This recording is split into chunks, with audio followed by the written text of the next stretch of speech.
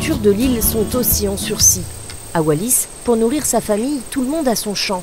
Mais pour combien de temps encore? Nicolas Simutoga, un autre ancien, vient tous les jours s'occuper de ces taros, des tubercules comme les pommes de terre, qui constituent l'un des aliments de base des Wallisiens. On coupe la tubercule là et on replante ça. Ce que tu vois là-bas, voilà. Tu vois, voilà. C'est les jardins d'Éden. Les taros, il est récolté presque tous les jours. Chaque parcelle, chaque famille, quand ils ont besoin de taros, tous les jours, ils viennent prendre 4-5 taros pour le repas de la journée, quoi.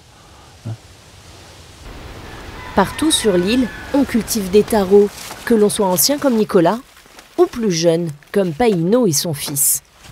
Car ce tubercule est plus qu'un simple aliment. Il est aussi utilisé dans les cérémonies coutumières. Il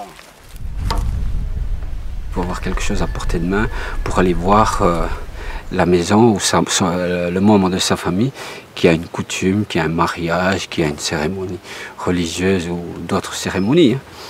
Et puis on va les voir, on amène un cochon, on amène après des tarots, des ignames, des capets, comme on veut, quoi. Si on n'a pas de champ, on n'est pas un Wallisien, c'est clair.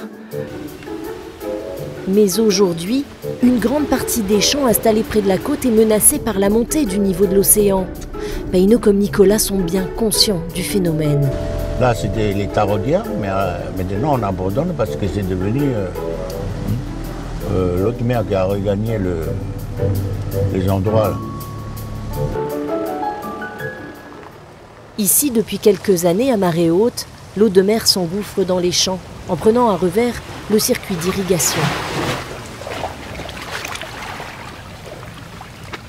Avec les grandes marées, des fois, l'eau de mer il monte et puis il ne s'évacue pas assez vite et ça brûle la récolte. Les taraudières sont en danger.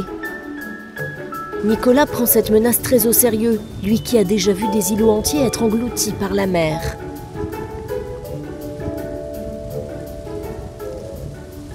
Là, en face, là, entre ces deux îlots, là, il y a deux îlots qui ont disparu. Il y en a qui ont disparu avec, ils ont disparu avec le cyclone Fran. Vous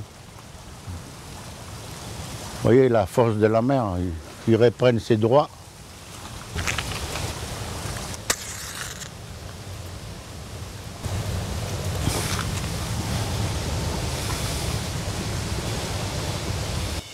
Ce qui est malheureux, c'est que nous, on est au paradis, mais on ne s'aperçoit pas, quoi. On ne se rend pas compte qu'on est dans le bonheur.